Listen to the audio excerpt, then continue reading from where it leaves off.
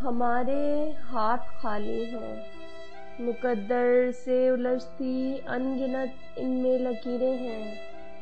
लकीरों में कहानी है, हमारी जिंदगानी है।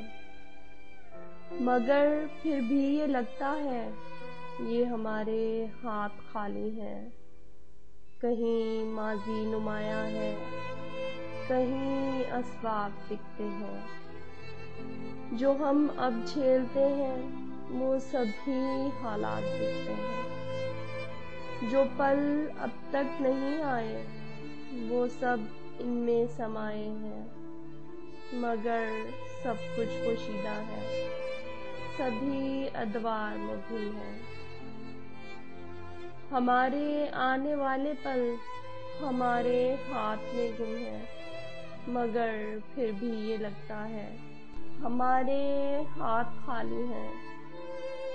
मैं पहरों अपने हाथों की लकीरें तकती रहती हूँ, मगर अपनी हथेली पे नहीं दिखती मुझे हरगिज़ वो एक साथ जो खिज़ारों को बहारों में बदलती हो।